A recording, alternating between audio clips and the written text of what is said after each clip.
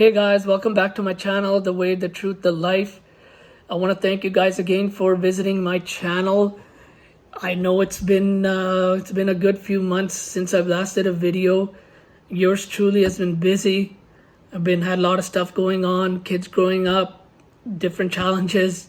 So now that I've got a grasp on a few of these things, I have time to get back into it, and my goal is to make at least one video a week, to get it out there. And I just don't want to make videos for the sake of making videos, because that's not my point. I want to make videos that reach you guys, reach into your heart, and give you guys something to think about, and something you can share with others and say to them, hey, look, I was blessed with this video that now I have an answer to questions that I had. So without taking too much time up, I wanna get into today's video, and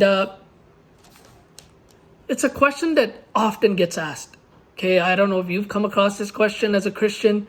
I certainly have, talking to people, and mostly it's been atheists. People that don't believe in a God, and some people that just don't understand why. And the question is, why did God have to come and shed his blood in order to redeem us, in order to save us? Why couldn't he just, because he can do anything, why couldn't he just make everything new again and make us perfect and blah, blah, blah? He could have did it. He's God. You've heard it. I'm sure you've heard it if you've been posed this question.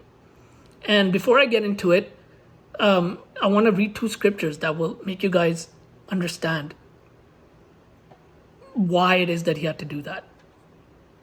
So the first scripture is in Hebrews 9:22. It reads, "In fact, the law requires that nearly everything be cleansed with blood, and without the shedding of blood, there is no forgiveness." So I want you guys to note that without the shedding of blood, there is no forgiveness. We couldn't have been forgiven had there not been shedding of blood. Okay? So for those of you who want to look into the Old Testament, who need an Old Testament scripture as well, I have one, which is in Leviticus 17:11. And it reads, "For the life of a creature is in the blood, and I have given it to you to make atonement for yourselves on the altar. It is the blood that makes atonement for one's life." So those two scriptures are enough to understand that in order for humanity to have forgiveness from their sins is the shedding of blood. Now I can take it one step further. Before I do that, I just want to say that this is the reason why Christ had to come, because he was bound by his law. So the law, Jesus said that I have not come to break the law or abolish the law, but I've come to fulfill it. So that means all the laws. Okay, Jesus fulfilled, I believe there's 613 laws, 612, 613 in Judaism, and Jesus fulfilled all of them. And this was no different. Okay? That's why Jesus had to come in the flesh and pay with his blood, so that we could be redeemed, because it was in his law. And the other thing, and this is just my own, something that I learned from my dad actually, is that this way humanity can't point the finger at God and say, well, God, you didn't experience what it's like to be a human. You've never felt hunger, you've never felt tiredness, you've never felt the need to sleep, how it is to live like a human. You've never felt pain, which is the biggest, whether it's mental, physical, emotional, whatever that type of pain. Jesus felt them all. This is another reason why Jesus came in the flesh. The Bible's like a two-edged sword, right? And this way, there's nobody that could point the finger at God, if you look at it logically. Because I know for a fact that people would have said that. People would say that. They'd always point the finger. Nobody wants to accept blame on themselves. They always want to point the finger to somebody else. And this is one of the biggest reasons why Jesus came to shed his blood. He felt what it was like to be a human. He felt the pain, the hunger, joy, love, laughter, temptation. Jesus Jesus passed every single test there was that humanity had to offer him. He never sinned. He went through it all. So there's nobody left that can point a finger at Jesus and say, you didn't experience this.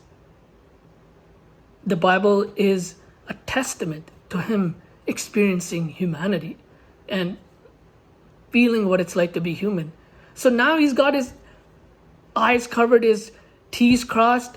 There's nothing that anybody could say, humanity can say to him to accuse him of anything. He's felt what it's like to be us and still pass the test. Okay? And those two things combined will help you understand why Jesus came in the flesh to redeem us through his blood. Okay, I hope you guys, it seems like a simple, there seems like a simple answer, but there's more to it. There's more to it. Number one, it was his law that without the shedding of blood, there is no remission from sin. And then the second is, in terms of, humanity can't point the finger at him, okay, and say that you don't know what it's like to be human, because he did. He suffered for us. He felt the pain, the temptations, everything. So those two reasons are why. And I'm sure there's other reasons, but those are two of the main ones, in my opinion, that why he came. So I hope you guys are blessed with that video. My whole plan, like I said before, was to get one video a week out to you guys. I hope you guys shared this video. Write in the comments whether you agree, if you've been blessed by the video. Just like, share, subscribe. The more you guys can get this video out, the bigger my channel can grow. And I hope you guys stay blessed. Have a great rest of your week. And I will see you on the next video. God bless.